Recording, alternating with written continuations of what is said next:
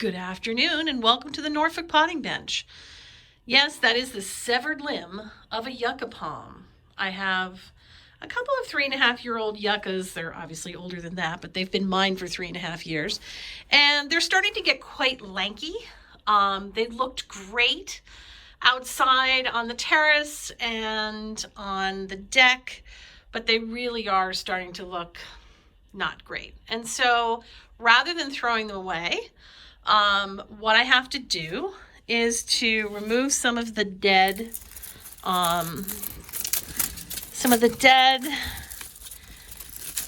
fronds, which I will do, and discard those.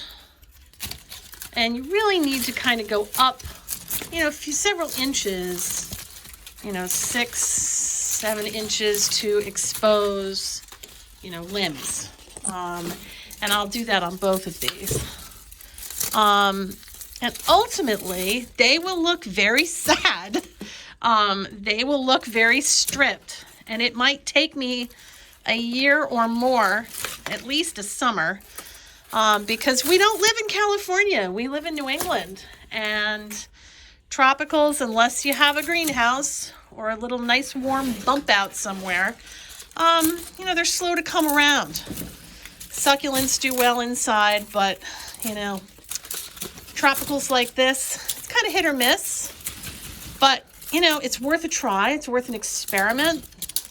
They might not all survive, but they cut quite easily. I actually am using an old bread knife. You can see, bread knife.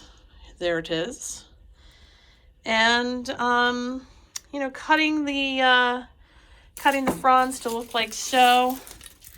And they will be plunged into buckets of dirt. Probably put 2 or 3 in these buckets that do have some drainage in them. And then keep them in a sunny spot and put them outside this summer, if they make it. And then, obviously I have 4 arms on each of these.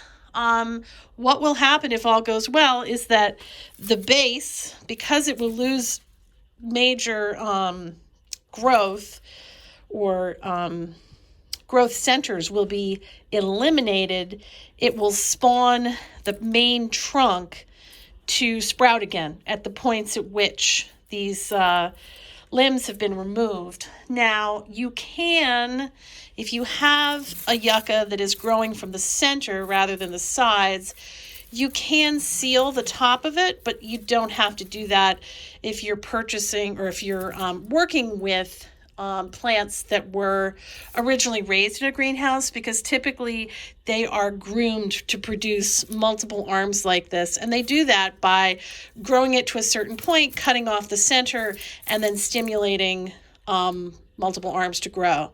So we're kind of repeating that process at this point. We're cutting off the limbs, and literally you'll be left with a stump. And then the limbs that you are cutting off will actually turn into new trees. So when I'm done, if all goes well, I'll actually have 10 new trees. But it will take, a year or more probably for them to really get to a nice size. But it'll be a fun project, and it's better than throwing them out. Don't be afraid. As you can see, I have now removed several limbs. I have a bucket full of fronds, and it looks like absolute carnage here. But this is actually where you can see that in a greenhouse, probably in a nice warm tropical place somewhere, they actually tarred over the original growth center in order to promote these additional limbs to form. And they actually can take a couple of years to grow. So when you buy them at, your nursery, they've actually been growing for a while before you buy them.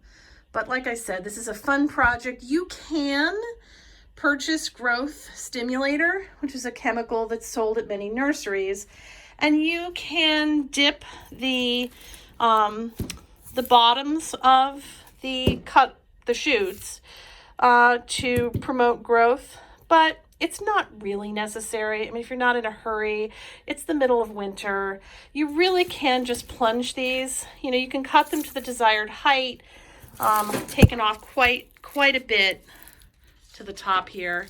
But you want to leave some greenery on. They do need, obviously, to access sunlight. But you can shorten them. You can trim all of this kind of previous dead growth off and plunge them into, you know, a good potting soil. Again, Miracle-Gro is my go-to. And just keep them moist. Keep them warm, keep them moist, keep them sunny. And they will come back to you. Again, it's kind of a labor of love, and you have to be in it for the long haul, but it's definitely worth it. And like I said, it does look like carnage, but in the end, you'll end up with plants that are a more pleasing size, and you're actually expanding your growth potential. And these original trunks should produce new growth kind of right around the edges of where you've removed the old growth. And again, it's going to take quite some time, but you know, within a year or so, you should have, you know, some growth kind of in and around this area. So kind of exciting, kind of fun. Obviously, with every plant we create, we need more space, and that's always an issue, but does make it a fun project for a gray Saturday afternoon. And so here we are with a window and all of, or most of, 6 of the 8 transplants. And they are pretty happy in this space. This is my little craft space. I have my frog from when I had a classroom who's going to live a good long life. And I think anything we can do to create spaces for ourselves is important in difficult times like these. So this is one of my oasis spots. I've got storage and supplies and you know, various projects and various stages of completion or lack thereof.